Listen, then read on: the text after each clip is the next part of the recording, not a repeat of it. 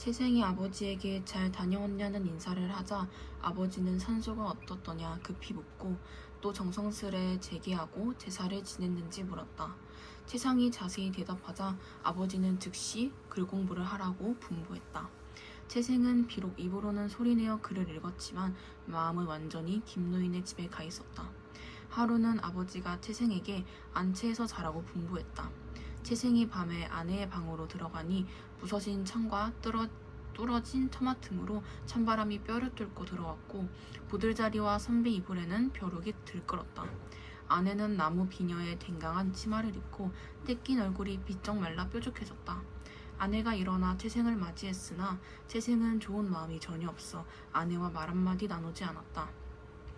채생의 생각은 오직 김노인 집의 향기로운 규방에서 누렸던 즐거움이 있을 뿐이었는데 지난날의 만남은 꿈결 같고 훗날의 만남은 기약하기 어려웠다.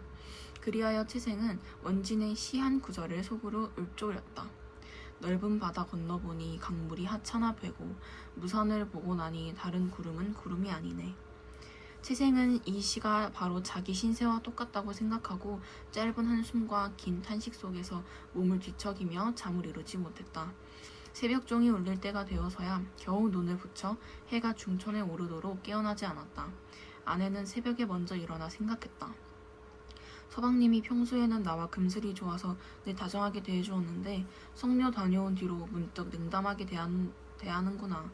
달리 정을 준 사람이 있어 나를 멀리하는 게 틀림없어. 아내는 채생의 안색과 옷을 자세히 살펴보았지만 낌새를 알아차릴 만한 단서가 없었다. 그러다가 우연히 채생이 차고 있는 배로 만든 주머니가 눈에 띄었다. 전에는 늘 텅 비어 있었는데 지금은 가득 차 있는 것이었다. 의심이 차츰 구름처럼 피어올라 조사해보기로 했다. 몰래 주머니 안을 열어보니 과연 작은 비단 주머니가 하나 들었고 그 속에는 붓이와 붓이돌이며 바둑알 모양의 은화가 들어있는 게 아닌가.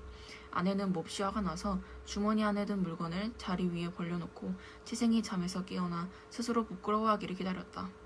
얼마 뒤 채생의 아버지가 엄하게 꾸짖으며 들어와 말했다. 이 녀석 아직까지 잠을 자면 어느 겨를에 한 글자를 읽겠느냐. 문을 열고 질책하자 채생은 놀라 일어나 주섬주섬 옷을 입었다. 아버지가 눈을 돌려 방을 살피다가 문득 자리 위에 있는 작은 주머니를 발견했다. 해괴한 일이다 싶어서 채생을 그물 안에 넣어 대들보에 매달고 힘을 다해 매질했다. 채생은 고초를 견디지 못하고 일일이 실토하고 말았다. 아버지는 한층 더 격노하여 길길이 뛰더니 편지를 써서 이웃집 하인하나를 시켜 김영을 불러오겠다. 김영은 본래 부귀한 사람이라 재상이나 학사라 할지라도 앉아서 불러볼 수 없는 인물이거늘 하물며 일개 학구가 심부름꾼을 보내 멋대로 불러올 수 있겠는가. 다만 과부가 된 딸을 시집 보낼 생각에 모욕을 감수하고 당장 말을 달려 채생이 집으로 갔다. 채생의 아버지는 성난 목소리로 크게 꾸짖어 말했다. 그대는 얘를 무너뜨리고 딸의 은분을 도와 자신의 행실을 그르치고 내 아들까지 그르쳤소. 대체 왜 그런 거요? 김영이 말했다.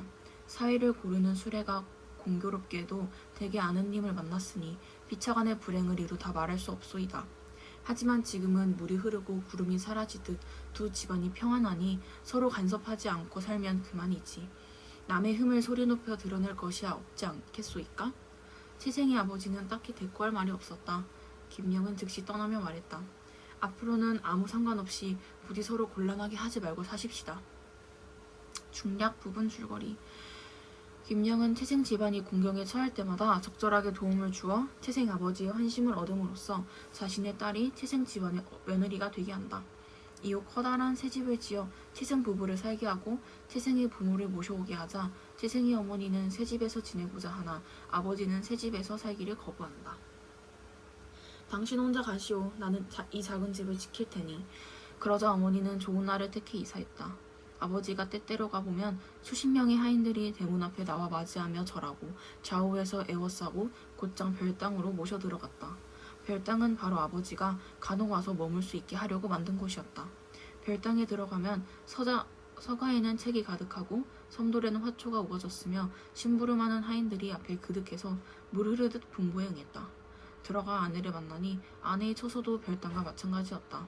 해가 지도록 앉았다 누웠다 하노라니 차마 이곳을 버리고 떠날 수 없었다. 결국 억지로 집에 들어오면 무너져가는 두억한 초라한 집이 언제나 그렇듯 쓸쓸하기만 했다.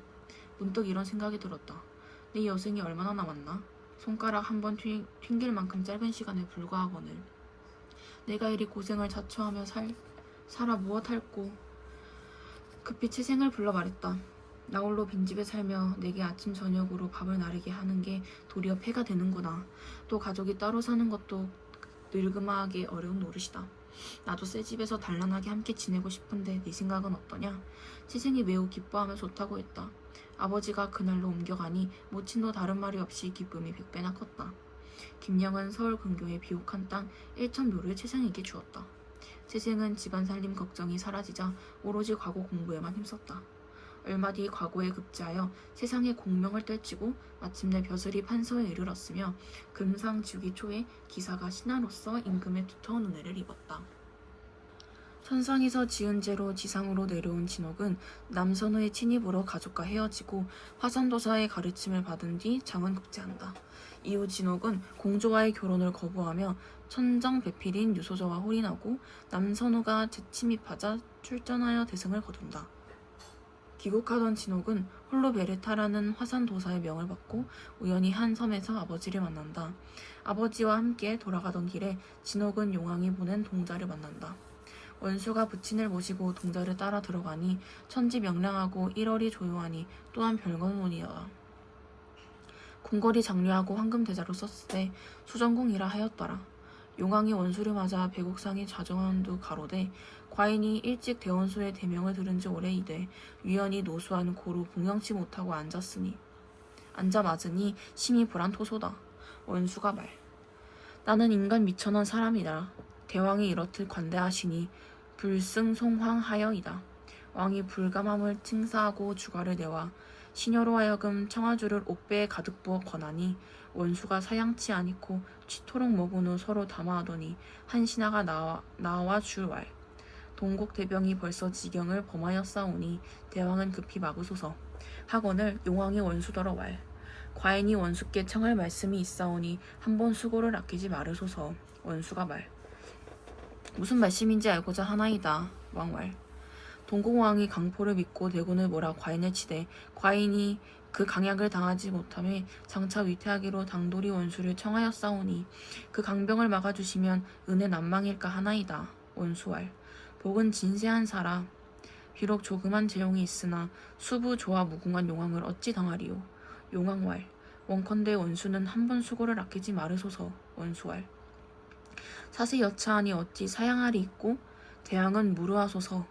왕이 대의하여 정병 80만을 조발하여 주고 천리 비룡마와 백리 희소검을 주며 수부 대도독을 하이니 원수가 부친과 용왕께 하직하고 나오니 기치 참검과 군사의 정숙함이 인간과 다름이 없더라.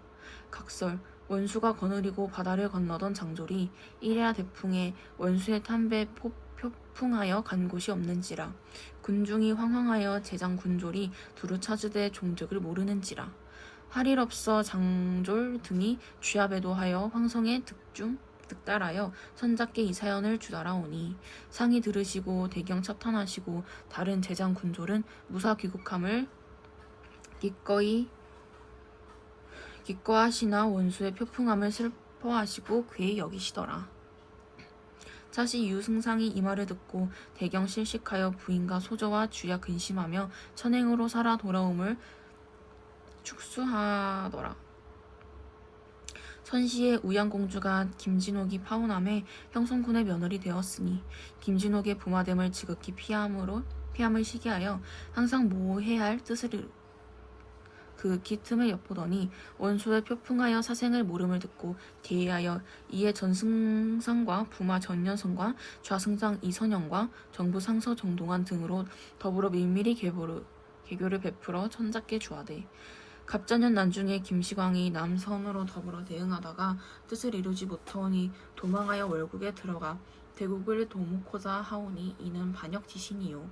또 김진옥이 월국을 항복받고 돌아오는 체하다가 이제 도망하였사오니 그 뜻을 불가측이니 이는 역신이라. 그 처자를 어찌 그리 두리이까? 보건성상은 축찰이하오서.